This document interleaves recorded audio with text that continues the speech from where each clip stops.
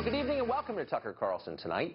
The theory that Russia won the November election for Donald Trump through some vague meddling so dominates cable news right now that it's worth summing up exactly what we know and what we don't know about that story. As of today, there is no evidence that the Russian government tampered with voting machines or hacked any votes in November. There is no evidence that Russia collaborated with Donald Trump or his campaign to win the election. There is no evidence that Russian propaganda swung a single vote away from Hillary Clinton. There is, in other words, no reason to believe that Russia changed the course of American political history. There is merely innuendo and conspiracy mongering and connecting probably irrelevant dots. Lee Harvey Oswald spent time in Mexico City? Okay, but what does that mean exactly? Nothing significant that we know of. So why does this story persist, indeed grow by the day? One reason is that organizations like NBC News, and particularly its cable outlet, MSNBC, have gone to remarkable lengths to keep it alive. Ever see their programming? It's hour upon hour of segments like this. Rachel Maddow continues to investigate the Trump-Russia connection, exposing new details. The Trump campaign didn't just benefit from Russia interfering in our presidential campaign. The point of this is they colluded. They helped. They were in on it. The reporting shows a disturbing pattern of rolling disclosure among the president's inner circle when it comes to their contacts with Russia. Because of Russian interference in our election. I have to say, tantalizing evidence of some kind of collusion. Continuing influence in our country, not just during the campaign, but during the administration. Basically signs of what could be a continuing operation. Well, it turns out there's more than a little irony here. Complaints from NBC about election meddling? Given that company's conduct over the past 6 months, that is a bit rich. Consider the infamous Access Hollywood tape. Now, if you were living in America last fall, you certainly remember it, the shocking and vulgar remarks, the immediate and disastrous effect that tape had on candidate Trump's poll numbers. It was a political bomb detonated in the final days of the most intense political race of our lifetimes. The fallout was so overwhelming that few paused to consider where that tape came from. So let's consider that now. That tape belonged to NBC. It was shot by NBC cameramen for an NBC show on NBC property. So how did it wind up in the hands of the Washington Post, which broke the story? How, in other words, did valuable intellectual property from one news organization end up benefiting a competitor? Intentionally. That's the short answer. According to sources at NBC, the Access Hollywood tape was leaked to the Washington Post with the full knowledge of NBC brass. That would include news division head Andrew Lack. NBC's motive? To derail the Trump campaign 2 days before a presidential debate. Now, keep in mind that the Access Hollywood tape had been sitting in an archive since it was shot 11 years before. NBC executives had known about its existence since at least last summer, months before it aired. Concerned about being accused of partisanship and perhaps worried about California's strict wiretapping law, which prohibits the recording of subjects without their knowledge, the network sat on it. But as November approached, the temptation to shut down the Trump campaign became too much. And so NBC rose to the defense of Hillary Clinton and leaked that tape. And then they lied about it. Now, if you're a news organization and someone stole the story of the year out of your office, wouldn't you want to know how that happened? You'd think you would. And yet, as far as we can tell, NBC News has never conducted a meaningful internal investigation into how that tape wound up at the Washington Post. That's because they already knew the identity of the leaker. It was them. Now, all of this is more or less common knowledge, or at least commonly suspected in the tiny world of the TV news business. As we said, Andrew Lack knew about it. So apparently did Today Show anchor Matt Lauer. And yet, until now, nobody bothered to tell the public. We're doing that. By the way, we asked Lauer and Lack and the NBC PR department for their response to all of this earlier today. They declined comment. Still, the obvious question hangs in the air since we've been talking so much lately about election tampering, and it's this. What do you think played a bigger role in the 2016 race, the Access Hollywood tape or the Russian government? That's an obvious one. Just because NBC's effort failed and Donald Trump won anyway doesn't mean it's irrelevant. NBC News lied to the public to help destroy a politician they didn't like. We know that. We know they wouldn't do it again, do we? Do we know they're not doing it now? Unfortunately, we don't know that. And now to a Fox News alert. The hits keep coming. NBC at it again. This time their cable outlet has reported what it says is President Trump's tax returns from the year 2005. The White House has responded tonight. Trace Gallagher is here with the details. Hey, Trace. And we're kind of watching Rachel Maddow as she goes on here, Tucker, and what we're learning is that she so far has revealed very little, if anything, about these taxes, saying that they were uncovered by an investigative reporter, and that, in fact, the big mystery here is how these things surfaced in the first place, and maybe that would lead to further avenues of reporting. We know, as you said, the taxes are from 2005. That's the year that Donald Trump married Melania, and that's the year he shut down his controversial Trump University.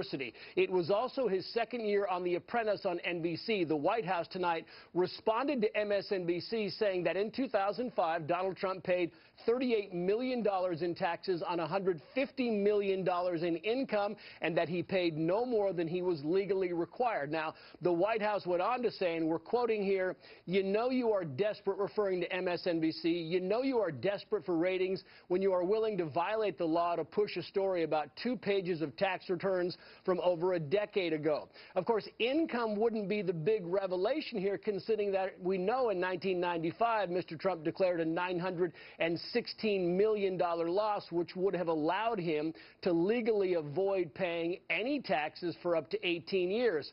Also on the show, we expect in the next few minutes will be this Trump biographer and investigative journalist David K. Johnston, who is the one who apparently obtained these tax returns. He was billed as also being a financial and tax expert reporter. Last year, Johnston is also the one, you may recall, who asked the New York Attorney General to investigate Trump's charitable foundation as well as his tax returns. What journalists have been actively looking for in any of these tax returns or documents is any financial ties, particularly suspect financial ties, maybe even to Russia.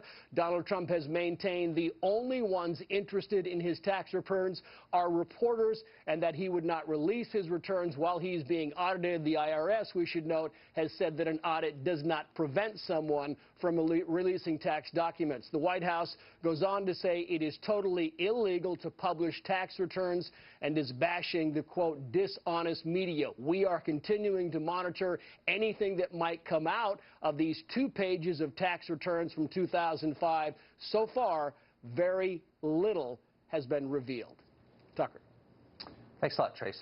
We're joined now by our colleague Kimberly Guilfoyle. She is also an attorney. Kimberly, there's a lot about this story we don't know. It's unfolding even as we speak. But the White House somehow had foreknowledge of this before it aired. It's airing right now on another channel. How do you think, where did this come from? What's the backstory? Any idea? Well, I was listening in my other ear to Rachel Maddow, to her program, and basically she said there was the subject of an investigation. Investigative reporter provided this information. As an attorney, I will tell you that I would begin to question right away the legality of this, how they were able to obtain this, and clearly this is another political move to try to discredit the presidency of Donald Trump, so it comes as no surprise to anybody that politics is at play here.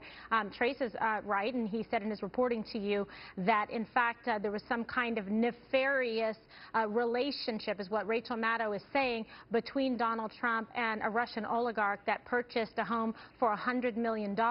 And she said, why was there all of a sudden this windfall of an additional $60 million more than the house was originally worth at $40 million? So trying to say, again, to tie into the Russian narrative, that there's some kind of untoward conduct, that perhaps that should be looked at. Because other than that, what you see is that Donald Trump is a very wealthy man.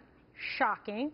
Donald Trump paid a lot of money in taxes, some $38 million in taxes that year. So what else is there to say that's really that shocking or revealing? She has a couple pages of it, so she's going through that. And again, it's primarily focusing on what was this real estate transaction, and that was the last thing that she was talking about, and trying to make some kind of connection there, some nexus, and then, of course, tying in. And she even mentioned Wilbur Ross and past jobs that he's had, trying to tie it into the Trump administration.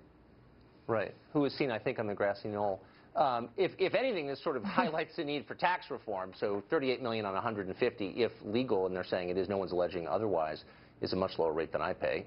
So there's that. And he has suggested, in fact, tax reforms. Right. Himself, you know, in terms of saying what people should be able to pay, et cetera. So to me, I'm not sure. I mean, perhaps they're going to get to more on the story here. Right. But obviously, yes, this is an attempt at a ratings grab, an attempt also to try to, again, like, poke the cage politically and, you know, stir the pot as it relates to the Russian relationship, which you've seen that really heavily covered by the mainstream media, you know, almost every single day to the point of exhaustion.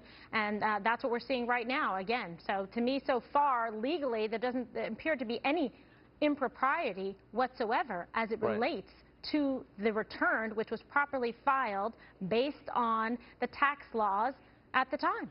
Right. Was it properly obtained, though? That's the question. I Well, think most of us file our issue. taxes and imagine they're kind of private information, sacrosanct, actually. So how would something like this become public? So she's saying that somebody has turned this over to them or to the powers that be at MSNBC or to her team. She's an investigative journalism. But somebody should get to the bottom of this, because the IRS or other people, this is just, again, more of a story we've been covering, which is leaks. More leaks. Who, in fact, would turn over this private and confidential privileged information? Right. They're doing so at their own peril, because if you find out who did this, there could be serious, you know, legality issues here. And also, I'd be concerned, you know, as a journalist, if you proffer this information and essentially publish somebody's tax returns and their private information.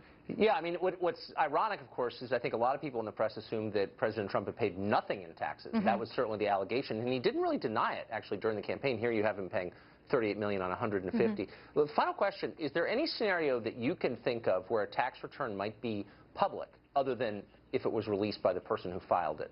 Yeah, other than somebody filing it themselves, no. But she doesn't have the complete return, so there's just a couple pages that she's focusing on, I believe, like the 1040 statement. So, you know, we'll have to see what the rest of the reporting on it, you know, reveals. But right now, the headline, the thrust of it was Russia, real estate, oligarch, like, you know, buzzwords that they're using to try to demonize and scare everyone. But they like to throw out the oligarch thing, because that, like, makes everybody shock and awe. Russia. Right, Russia. KG, it's great to see you tonight. Thank you for that. Just don't say KGB. I will not say KGB. Oh, my goodness.